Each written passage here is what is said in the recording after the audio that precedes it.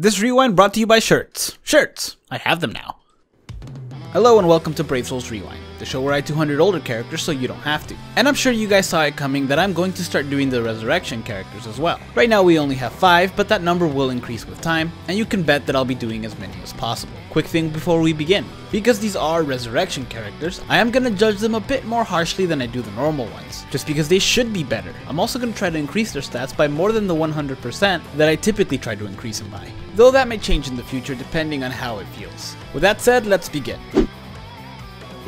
Now we're starting off with Ulquiorra, and I'm starting off with a normal attack damage build. While his stats did increase, his attack win didn't increase by too much as it's still under 600, and he did get a range increase as well, going from a 15% long reach to a 20% long reach. It's not much, but every bit helps when it comes to these older characters. Other than that, none of his other abilities changed, and the extra soul trait that he got doesn't really help out with damage. Now you may be saying to yourself, 4,000 to 5,000 damage, that's actually not that bad, and I agree with you, it's not that bad. But this is at 140% attack, so that number really should be much higher. So I'm gonna say this is not a viable build. Of course, if you put his attack high enough, you can take it to raids and succeed, but it's absolutely impractical that you're doing that little damage with that much of an attack increase.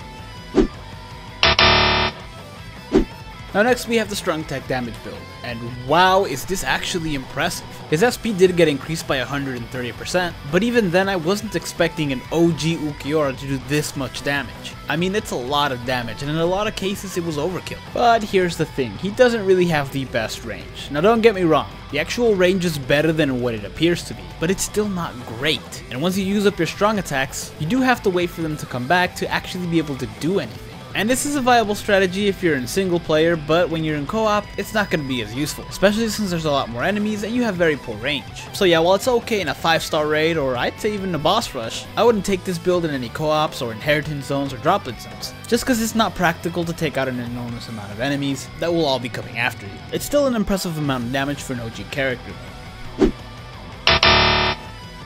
Now finally we have the strong attack recharge build.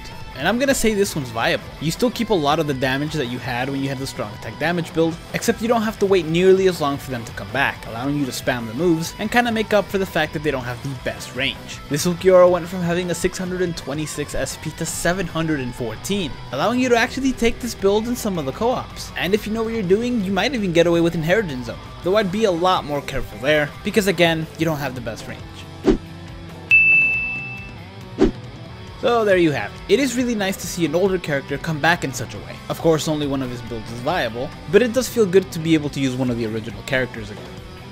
Thank you guys so much for watching. I won't be making these as frequently as I do the other rewinds, at least not yet anyway, but you can bet that more will be coming. I don't know which one I'll be doing next, but I have a feeling it'll be Yoroichi. I also want to thank Endless for helping me record this video, and feel free to check out the shop that's linked in the description below.